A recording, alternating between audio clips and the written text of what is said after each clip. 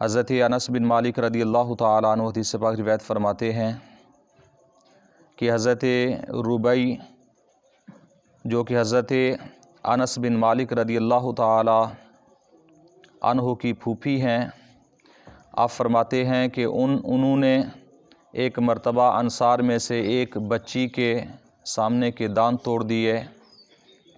فَأَتَوُا النَّبِيَّ صلی اللہ تعالیٰ علیہ وسلم فَأَمَرَ بِالْقِصَاصِ، تو وہ لوگ حضور نبی کریم صلی اللہ علیہ وسلم کی بارگاہ کے اندر آئے اور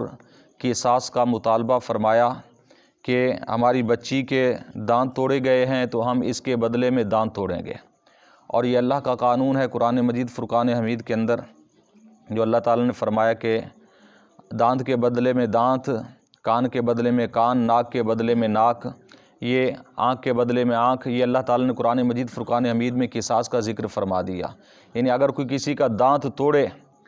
تو اگر وہ معاف کر دے تو علیحدہ بات ہے، اسے اجر و ثواب ملے گا۔ اگر معاف نہیں کرنا چاہتا اور وہ اپنا بدلہ لینا چاہتا ہے، قصاص لینا چاہتا ہے تو وہ لے سکتا ہے، شرعی طور پر یہ بالکل جائز ہے۔ تو جتنے اس کے جو دانت توڑے گئے اتنے دانت وہ توڑ سکتا ہے۔ جس کا کان کاٹا گیا تو اس کا کان اس کے بدلے میں کاٹا جا سکتا ہے، جس کی ناک کاٹی گئی اس کے بدلے میں ناک کاٹی جا سکتی ہے، جس کی آنکھ نکالی گئی اس کی آنکھ اس کے بدلے میں نکالی جا سکتی ہے قصاص کے طور پر۔ تو حضور نبی کریم صلی اللہ علیہ وسلم کی بارگاہ کے اندر وہ لوگ آئے جس بچی کے دانت ٹوٹے تھے، اور انہوں نے آ کر حضور نبی کریم صلی اللہ علیہ وسلم کی بارگاہ کے اندر قصاص کا مطالبہ فرمایا۔ تو حضور نبی کریم صلی اللہ علیہ وسلم نے حکم دیا، فَأَمَرَ بِالْقِصَاصِ، آپ علیہ الصلوۃ والسلام نے حکم دیا کہ اس کا قصاص لو۔ یعنی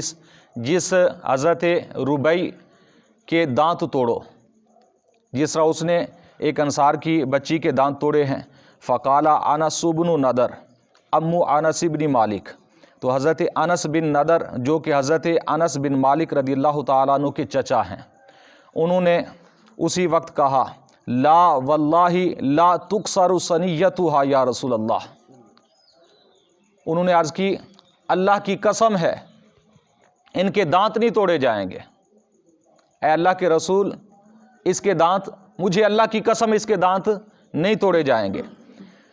فقال رسول اللہ صلی اللہ تعالیٰ علیہ وسلم، تو حضور نبی کریم صلی اللہ تعالیٰ علیہ وسلم نے فرمایا، یا انس کتاب اللہ القصاص، آپ علیہ الصلوۃ والسلام نے فرمایا، انس اللہ کی کتاب کا یہ تقاضا ہے کہ قصاص لیا جائے، اور آپ کہہ رہے ہیں کہ دانت نہیں توڑے جائیں گے۔ تو یہ ابھی باتیں چل رہی تھیں اور حضرت انس بن نضر نے یہ قسم اٹھا لی تھی کہ اللہ کی قسم ہے ان کے دانت نہیں توڑے جائیں گے۔ تو حتیٰ کہ ایسا ہوا کہ فرادی القوم وقابل العرش، وہ قوم راضی ہو گئی، یعنی جس بچی کے دانت ٹوٹے تھے وہ اور اس کے ورثاء راضی ہو گئے دیت پر کہ ہمیں ٹھیک ہے دیت دے دے، ان کے ہم دانت نہیں توڑتے۔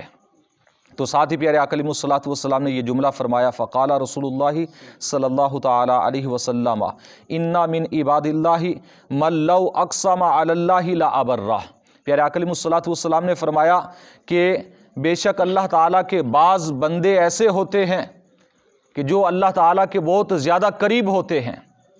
پیارے آقا علیہ الصلوۃ والسلام نے فرمایا اگر وہ اللہ پر قسم اٹھا لیں، اگر وہ اللہ پر قسم اٹھا لیں تو اللہ ان کی قسم ضرور پوری فرما دیتا ہے۔ اللہ کے بعض ایسے بندے بھی ہوتے ہیں کہ اگر وہ اللہ پر قسم اٹھا لیں تو اللہ تعالیٰ ان کی قسم کو پورا فرما دیتا ہے۔ یہ حضرت انس بن نضر کی شان میں پیارے آقا علیہ الصلوۃ والسلام نے جملہ فرمایا۔ تو اس کے اندر ایک تو قصاص کے مسئلے کا بھی بیان ہے، اور پیارے آقا علیہ الصلوۃ والسلام نے دیکھیں کیسا ہی پیارا فیصلہ فرمایا کہ جس طرح کا حق تھا اور وہ سامنے والے بھی اسی پر راضی ہو رہے تھے کہ ہم قصاص ہی لیں گے، ہم دیت بھی وصول نہیں کرتے۔ یعنی اس کے اندر کافی تفصیل کے ساتھ بھی یہ حدیث مبارکہ دیگر کتب حدیث کے اندر موجود ہے، اور یہ جو ہم نے ابھی پڑھی ہے یہ بخاری و مسلم شریف کی روایت ہے۔ تو پیارے آقا علیہ الصلوۃ والسلام نے انہیں بہت سمجھایا، لیکن پہلے وہ نہیں مان رہے تھے، دیت بھی نہیں مان رہے تھے، معاف کرنا بھی نہیں چاہ رہے تھے، لیکن جب انہوں نے قسم اٹھائی اس کے بعد وہ مان گئے۔ یعنی اللہ تعالیٰ نے ان کے دلوں کے اندر یہ بات ڈال دی کہ ٹھیک ہے اب تم راضی ہو جاؤ، تمہیں دیت دی جاتی ہے، تو دیت پر پھر وہ راضی ہو گئے۔ تو پھر پیارے آقا علیہ الصلوۃ والسلام نے یہ جملہ فرمایا کہ اللہ کے بعض بندے ایسے ہوتے ہیں کہ اگر وہ اللہ تعالیٰ پر قسم اٹھا لیں تو اللہ ان کی قسم کو پورا فرما دیتا ہے۔ یعنی یہ اللہ کے پیاروں کی شان ہے، لیکن اس میں یہ لازمی بات ہے کہ آج کل تو ہم ہر ایک کو اللہ کا بندہ سمجھ لیتے ہیں، ہر ایک کو نیک سمجھ لیتے ہیں، نہیں، یہ حضرت انس بن نضر بخاری مسلم ہی کے اندر احادیث مبارکہ موجود ہیں کہ یہ غزوہ بدر سے پیچھے رہ گئے، بدر میں نہیں پہنچ سکے۔ یعنی اللہ کے پیارے پھر کیسے ہوتے ہیں؟ جن کی قسمیں اللہ پوری فرماتا ہے۔ بدر سے یہ پیچھے رہ گئے، اور عہد سے پہلے آپ نے یہ فرمایا کہ اللہ تعالیٰ مجھے اب موقع دے، کیونکہ میں بدر میں شریک نہیں ہو سکا، تو پھر اللہ دیکھے گا کہ میں اللہ کے لیے کیا کرتا ہوں۔ یعنی ان کے بھی جملے دیکھیں، قسمیں ایسے نہیں پوری ہو جاتی اللہ پر اگر قسمیں اٹھائی جائیں۔ تو جب پھر مقام عہد آیا، غزوہ عہد آیا، غزوہ عہد کے اندر حضرت انس بن نضر رضی اللہ تعالی عنہ، آپ نے اتنے کافی سارے کفار کو واصل جہنم کرنے کے بعد آپ خود شہید ہوئے، شہادت کا جام نوش فرمایا، اور آپ کے جسم پر اتنے زخم تھے، اتنے نشان تھے کہ آپ کو پہچانا نہیں جا رہا تھا، حتیٰ کہ آپ کی وہی بہن حضرت ربیع رضی اللہ تعالی عنہ وہ گئیں اور آپ کو آپ کی انگلیوں کے پوروں سے پہچانا کہ یہ میرے بھائی ہیں۔ تو قربانیاں بھی پھر اللہ کے جو نیک بندے ہوتے ہیں وہ ایسے دیتے ہیں، ایسے پھر بندوں کی شان اللہ کی بارگاہ میں اتنی عظیم ہے، اتنی عظیم شان ہوتی ہے کہ اگر وہ اللہ پر کوئی قسم اٹھا لیتے ہیں، اللہ ان کی بات کو رد نہیں فرماتا، پورا فرماتا ہے۔ اس لیے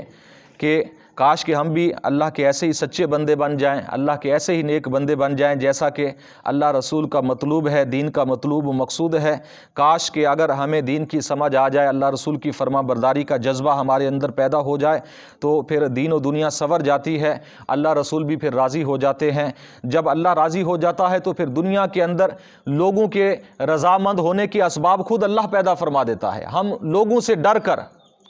دنیا کے اندر یہی ہوتا ہے کہ فلاں بندہ ناراض نہ ہو جائے جی، فلاں راجہ صاحب، فلاں چودھری صاحب، فلاں بٹ صاحب جی ناراض نہ ہو جائیں، تو یہ ایک ہمارے ہاں جو ایک یہ ذہن بن چکا ہے، اس وجہ سے آج ہم معاشرے کے اندر ذل و رسوا ہو جاتے ہیں۔ اور الٹا کیا ہوتا ہے، اللہ رسول کو ناراض کر لیتے ہیں لیکن کسی بندے کی ناراضگی مول نہیں لیتے۔ اگر اللہ راضی ہے، اللہ کے رسول راضی ہیں، تو بندے خود بخود راضی ہو جائیں گے۔ اگر اللہ رسول ناراض ہو جائیں تو آپ بندوں کو لاکھ مرضی منانے کی کوشش کریں، راضی کرنے کی کوشش کریں، کسی کو آپ راضی نہیں کر سکتے جب تک اللہ رسول راضی نہیں ہے۔ یہ اگر ہم اصول ذہن میں رکھ لیں تو دنیا و آخرت سنور سکتی ہے۔ اللہ تعالیٰ کی بارگاہ میں دعا ہے کہ حضور نبی کریم صلی اللہ علیہ وسلم کے وسیلہ سے ہم سب کو علم دین سیکھنے کی، سمجھنے کی، عمل کی توفیق عطا فرمائے۔ آمین بجاہ النبی الامین وما علیہ الا البلاغ المبین۔